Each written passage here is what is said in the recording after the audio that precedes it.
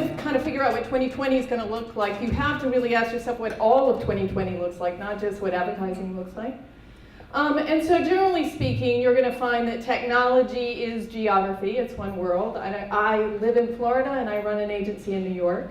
May this inspire you all. Sustainability is efficiency. That people have finally figured out that actually greener is cheaper, not just nobler. And that each person is empowered. So each person is empowered to fail or succeed of their own right. And so these are obvious points, right? So this is, the rise of the individual, a lot of things that we've been talking about, the crumbling of the paternal employer, the fact that you can't control all of everyone's life. And so everyone's mobile, everyone's got their own credentials in their pocket.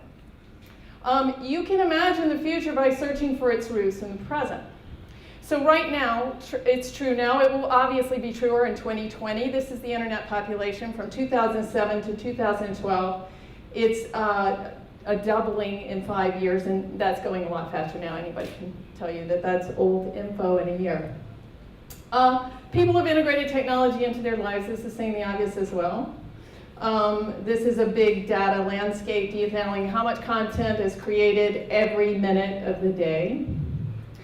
And thanks to the transparency of technology, agencies and their clients can't control what customers think and know about brands, products, and events. And the industry is really littered with great stories of the mommy blogger who took on Maytag and the passenger on the tarmac who just slaughtered the CEO. But by 2020, it's going to be like, I worked on Nike during, before women's sports were funded, and we were all like, oh, if you let me play, well, guess what? As soon as they were funded, it just went away. It evaporated instantly.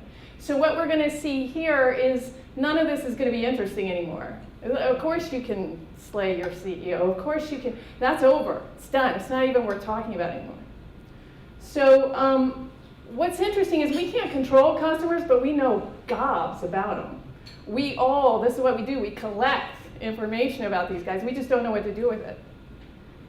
So I think one of the big questions is, are we going to be able to mine the infinite data by 2020, and is it going to give us any magical insights? This is a quote for What is Big Data by IBM, and what it says is every day we create 2.5 quintillion bytes of data. That's insane, right? So how are you going to even remotely use that? So this is my personal, you got to see it coming. Eventually, it confirms something we already know. The big idea is still the big idea. So I'm going to give you a tour of old big ideas.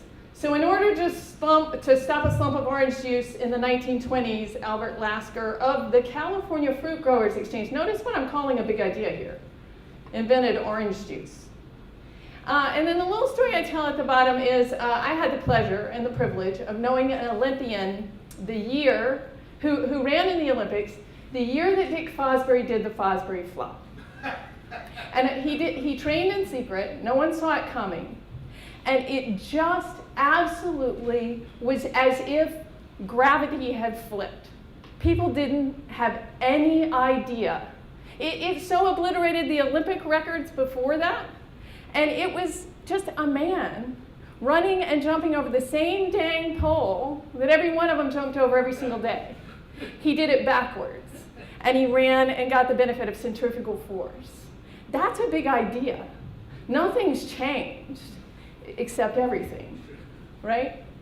So what I would like to say is that there is a pernicious staying power to the big idea as the mainstay of the idea business, and then it's an abiding validation of the principle that people are the same. They still respond to game-changing ideas. They haven't changed.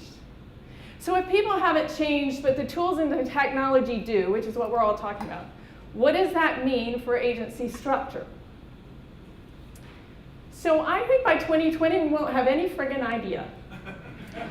I think that we're still going to be in the middle of this sea change.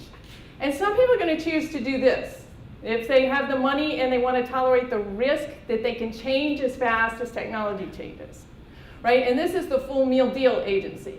You're going to have technology, culture, insights, experience. You're going to own it all. You're going to have it all. You're going to have 10 million people working for you.